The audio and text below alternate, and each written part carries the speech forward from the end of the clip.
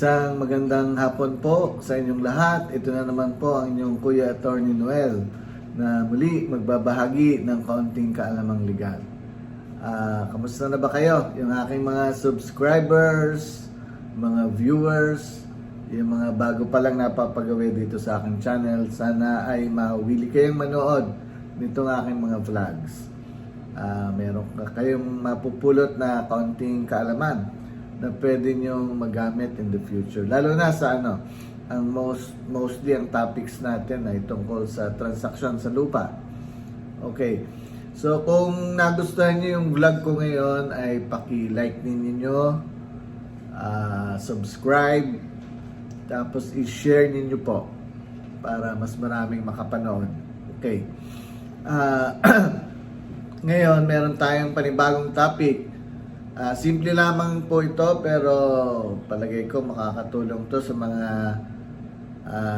bumibili ng lupa o kaya yung nagmamana ng lupa. Kasi ang ituturo ko sa inyo ngayon ay yung mga dokumento na kailangan sa BIR para ma-compute yung buwis sa transaction sa lupa. Let us say muna itong yung unang transaksyon natin sa lupa ay deed of sale, bentahan ng lupa.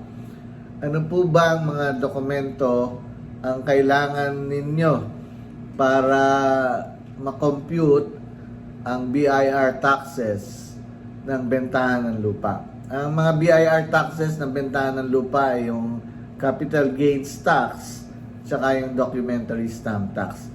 Gusto natin pag punta natin sa BIR na sumasaklaw, nakakasaklaw doon sa lugar, sa property, sa lupa at bahay o lupa, kung saan nandun yon, ay pagpunta natin sa BIR, kumpleto na tayo sa dokumento para hindi tayo pabalik-balik kasi mahirap pong magproseso niya. Kasi unang-una, pipila ka, baka napakahaba ng pila. Pagdating mo sa mismong examiner, sasabihin kulang ito, kailangan itong mga dokumento mo. So balikan na naman, alis ka sa pila, hanap ka ng requirements mo, documentary requirements, at balikan na naman kinabukasan para pumila na naman ulit. Okay, so ito, para makatulong sa inyo, ang una nating transaksyon ay yung deed of sale, yung bentahan ng lupa. So ano-ano ba ang kailangang mga dokumento bago ka pumunta ng BIR? Ready ka na dapat niyan. Unang-una, yung deed of absolute sale. Deed of absolute sale of a real property. Dapat ready ka noon, meron ka ng deed of sale. Kompleto ang deed of sale mo.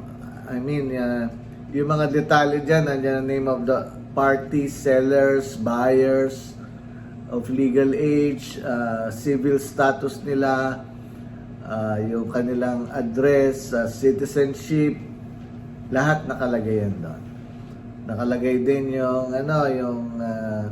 kung ilang square meters ang lupa na binebenta, pagkatapos ay kung saan nakalagak ang lupa. Yan po. Kasama lahat yan sa deed of absolute sale. Yan, notaryado dapat ang deed of absolute sale. Dapat meron ding acknowledgement receipt kung saan doon naka-indicate kung magkano ang naging purchase price or yung halaga ng bentahan ng lupa. Okay, so number 1 yan. Ngayon, hanapin din sa inyo sa BIR yung certified true copy ng title. So dapat meron tayo noon. Yung certified true copy ng title. Bagamat meron tayong, let us say, hawak na owner's duplicate copy ng title, hinahanap pa rin ng BIR yung certified true copy ng title na pwede natin makuha yan sa sa Register of Deeds. Magre-request tayo. Kung kayo po ang buyer, papakita nyo naman yung deed of sale ninyo at bibigyan kayo ng certified true copy ng title. Or during the transaction pa lang, binibili nyo pa lamang yung lupa, ay meron na kayong hingi kayo ng authority or authorization or special power of attorney from the owner, previous owner of the land, ay nakahingi kayo ng authorization or SPA, yun, pwede kayo makakuha ng certified true copy ng title sa Register of Deeds. O, mahalaga po yan, hahanapin yan sa inyo. Then we have the updated tax declaration. Yung tax declaration, hinahanap na sinesecure yan sa assessor's office ng munisipyo, ng city hall ninyo. Kung nasaan yung lupa, doon yun i-secure. Updated tax declaration. Kung ang binibili nyong lupa ay walang bahay, walang building, re-require ng BIR yung Certificate of No Improvement. Opo. So, dapat mag-request na rin kayo, mag-secure na rin sa assessor ng Certificate of No Improvement. Kasama ng updated tax deck, kung walang bahay, may Certificate of No Improvement. Ngayon, kung meron namang bahay o may building ang binibili natin, dalawang tax declaration ang kukuhanin natin. Yung tax declaration ng lupa, land, at tax declaration ng improvement. Makikita kung building, kung residential or commercial or industrial, mai-indicate yon sa tax declaration. Okay. So ayan, tandaan po natin yan, may tax declaration, kung may bahay, meron dapat tax declaration din ng bahay, building improvement. Pero pag wala, Certificate of No Improvement. Okay. Kailangan din, hanapin din ng BIR sa inyo ang mga tax identification number, yung TIN, both parties. Yung seller at buyer, hahanapan niya ng TIN. Ngayon, kung wala pang TIN, ikukuha. Seller at buyer. Hinahanap kung hindi birth certificate, certificate of marriage, certificate of life birth, or certificate or marriage contract. Yan ang hinahanap para makakuha ng TIN. Required po yun kasi magbabayad nga ng buwis eh. So, kailangan ng TIN, Tax Identification Number. Yun ang ipapasok yun sa system eh. So, kailangan, seller at buyer ay merong TIN. Okay. Kailangan din, pag, halimbawa, walang ID na TIN. So, kailangan yung ibang ID na government-issued ID, senior citizen ID, yung OSCA, driver's license, SSS ID, lahat yan. Mga government-issued ID, tinatanggap naman yan ng BIR, tapos kahit photocopy, pero kailangan ng doon sa pinag-photocopy yung ID. Kailangan pirmahan ng owner ng 3 beses. Original signatures. 3 beses yung signatures na kailangan ng party involved.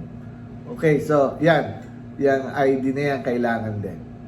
So, yung mga nabanggit kong yan, pagdala-dala nyo yan sa BIR para makompute ang capital gains tax at documentary stamp tax. Gagawin po yan ng BIR. Kompleto po ang inyong dokumento. Makikita yan ng BIR. So, i-compute at later on, babayaran nyo po yun sa bangko. Yung mga tinatawag na authorized, accredited bank ng authorized agent bank ng mga BIR. Meron mga bangko kasi na kinikilala o sila ang designated na bangko ng BIR para doon kayo magbayad. Okay, so yan. Yan po yun sa deed of sale. Sa susunod na vlog ko, pag-uusapan naman natin yung tungkol sa manahan, yung extrajudicial settlement of estate. Kung ano naman ang mga dokumentong kailangan ninyo pag magpapakompute na sa BIR ng extrajudicial settlement of estate, o yung tinatawag na pag ang mga nakalagay sa titulo ay nawala na, namatay na, mamanahin ngayon ng mga anak. Pag-usapan po naman natin yan sa susunod kong vlog. So, in the meantime ngayon, yan po yung mga kailangan yung dokumento sa pagpapakompute sa BIR ng bentahan pag ang transaksyon ay bentahan ng lupa. Okay, so hanggang dito na lamang po. Maraming pong salamat sa inyong lahat at magkita-kita tayong muli sa susunod kong vlog. Thank you very much.